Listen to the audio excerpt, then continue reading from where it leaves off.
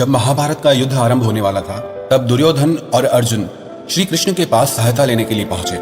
श्री कृष्ण उस समय विश्राम कर रहे थे, तो दुर्योधन उनके सिरहाने पे जाके खड़ा हो गया और अर्जुन उनके चरणों में जाके बैठ गया। जैसे ही श्री कृष्ण की आंख खुली तो उन्होंने अपने सामने अर्जुन को देखा और उनसे पूछा कि अर्जुन, तुम्हें क्या चाहिए? तो दुर्योधन ने कहा कि पहले मैं आया हूँ, इसलिए आप पहले मुझे दीजिए।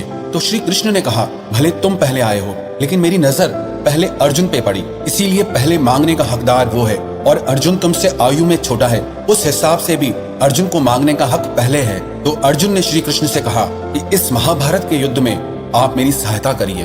तो श्री कृष्ण बोले, एक तरफ तो मैं हूँ निहत्था, जो युद्ध में शस्त्र नहीं उठाऊंगा, युद्ध नहीं करूंगा, और दूसरी तरफ मेरी नारायणी सेना है जो अजेय है। अब तुम बताओ कि तुम्हें इन दोनों में से क्या चाहिए? तो अर्जुन ने कहा कि मुझे सिर्फ आप चाहिए, सिर्फ आपकी जरूरत है। दुर्योधन मन ही मन खुश हो गया कि एक निहत्थे व्यक्ति को लेकर के ये अर्जुन क्या कर लेगा, और ये अच्छा हुआ कि नारायणी सेना मुझे मिल गई, और वो बहुत खुश होकर वहां से चला गया। तो श्री कृष्ण ने अर्जुन से पूछा कि अर्जुन, तुमने नारायणी सेना को छोड़कर मुझे निहत्थे को क्यों चुना? अर्जुन ने कहा, मुझे आप पर इतना विश्वास है कि ऐसी एक तो क्या 1000 नारायणी सेना मिलकर भी आपके सामने टिक ही नहीं सकती। ऐसा ही विश्वास हमारे मन में परमात्मा के लिए, अपने रब के लिए, अपने खुदा के लिए हो जाएगा कि दुनिया की 1000 मुश्किलें मिलकर भी मेरे उस रब के आगे, मेरे खुदा के आगे, मेरे परमात्मा के आगे टिक ही नहीं सकती। तो विश्वास रखना, दुनिया की बड़ी से बड़ी मुसीबत भी आपका कुछ नहीं बिगाड़ सकती। एक प्रसंग महाभारत का और है। महाभारत का युद्ध चल रहा था। दुर्योधन ने भीष्म पितामह से जाकर के बहुत कठोर वचन कहे कि आप युद्ध भले हमारी तरफ से कर रहे हो, लेकिन आपका मन पांडवों से मिला हुआ है, आप ईमानदारी से युद्ध नहीं कर रहे हैं। दुर्योधन की इस बात को सुनकर भीष्म पितामह को बहुत क्रोध आ गया। उन्होंने कहा, अगर ऐसा है तो आज मैं प्रतिज्ञा लेता हूँ, कल या तो अर्जुन नहीं रहेगा या फिर भीष्म नहीं रहेगा। इस प्रतिज्ञा को सब लोगों ने सुना, सबको पता चल गया। जब श्री कृष्ण को इस प्रतिज्ञा के बारे में पता चला तो वे अर्जुन को ढूंढने लगे, और ढूंढते ढूंढते जब अर्जुन के कक्ष तक पहुंचे तो देखा अर्जुन मजे से सो रहा था। तो श्री कृष्ण ने अर्जुन को जाकर उठाया कि अर्जुन, तुम्हें पता है आज क्या हुआ है? अर्जुन ने कहा, मुझे सब पता है। तो श्री कृष्ण ने पूछा, बताओ तुम्हें क्या पता है? अर्जुन ने कहा कि भीष्म पितामह ने प्रतिज्ञा की है, कल या तो अर्जुन नहीं रहेगा या फिर भीष्म नहीं रहेगा। अर्जुन ने कहा, हे केशव, आज मैंने सारा दिन युद्ध किया है और कल फिर मुझे युद्ध करना है, इसीलिए मुझे थोड़ी देर विश्राम कर लेने दीजिए। फिर श्री कृष्ण बोले, जब तुम्हें पता है कि उसने ये प्रतिज्ञा ली है कि कल या तो अर्जुन नहीं रहेगा या भीष्म नहीं रहेगा, तो उसके बाद भी तुम इतने निश्चिंत होकर कैसे विश्राम कर रहे हो? तुम्हें कोई चिंता नहीं हो रही क्या?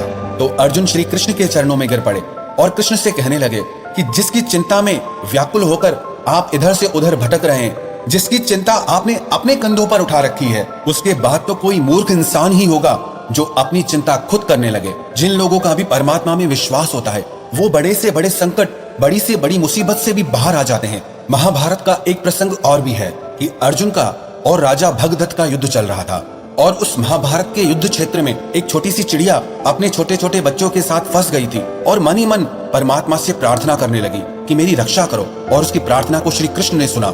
राजा भगदत्त एक विशाल हाथी पर बैठा हुआ था, और जब अर्जुन राजा भगदत्त से युद्ध कर रहा था तो अर्जुन का तीर उस हाथी के गले में बंधे बड़े से घंट पे जाके लगा, और वो विशाल का एक घंट उन चिड़ियाओं के ऊपर जाकर गिरा, और सारा दिन वहां पर घमासान युद्ध होता रहा। हजारों लाखों योद्धा मरते गए, और जब उस दिन युद्ध की समाप्ति हुई तो श्री कृष्ण अर्जुन को उस घंट के पास में लेकर आए और अर्जुन से उस घंट को उठाने के लिए कहा। जब अर्जुन ने उस घंट को उठाया तो उस घंट के नीचे वो चिड़िया अपने बच्चों के साथ सुरक्षित बैठी हुई थी। तो अर्जुन बहुत आश्चर्य में भर गया कि इतने घमासान युद्ध के बीच में भी ये चिड़ियाएं बच कैसे गईं? तो श्री कृष्ण ने अर्जुन से कहा, क्योंकि इन चिड़ियाओं का परमात्मा पे पूरा विश्वास था, अपनी आस्था पे, अपनी प्रार्थनाओं पे पूरा विश्वास था, इसीलिए आज इनके विश्वास ने ही इनकी रक्षा की है। अरे सारा खेल आपके विश्वास का ही है। मानो तो मैं गंगा मां हूं और ना मानो तो बहता पानी।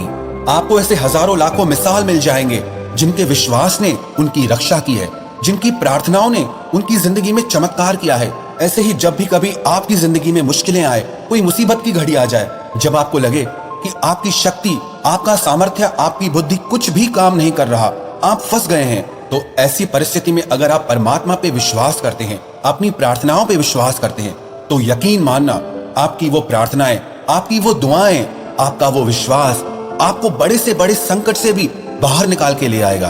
अरे वो उजड़े को बसा देता है, वो बिछड़ों को भी मिला देता है।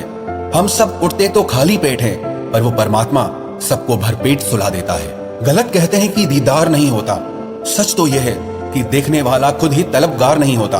एक बार सच्चे दिल से पुकारो उस परमात्मा को, फिर देखना तुम्हारी मदद करने के लिए कैसे वो साकार नहीं होता। अरे वो किसी भी रूप में, किसी भी रंग में आकर के तुम्हारी सहायता करता है, क्योंकि सारे रंग, सारे रूप उसी के ही हैं। अरे तू चिंता मत कर, वो सब जानता है। जिसे कोई नहीं जानता उसे रब जानता है। प्रार्थना और विश्वास दोनों अदृश्य हैं, लेकिन दोनों में इतनी ताकत है कि हर नामुमकिन काम को भी पक्का मुमकिन कर देते हैं। तो जिंदगी में जब भी मुसीबतें आए, आपकी हिम्मत टूट जाए, आपसे दुख सहा न जाए, तो मन में ये विश्वास रखना कि वो परमपिता परमात्मा, वो ईश्वर, वो प्रकृति, वो परम शक्ति हमेशा आपके साथ है। जैसे उसने आज तक हर मुसीबत से, हर मुश्किल से आपको बाहर निकाला है, वैसे ही आज भी सारी मुसीबतों से, सारी परेशानियों से वो ईश्वर तुम्हें जरूर बाहर निकालेंगे।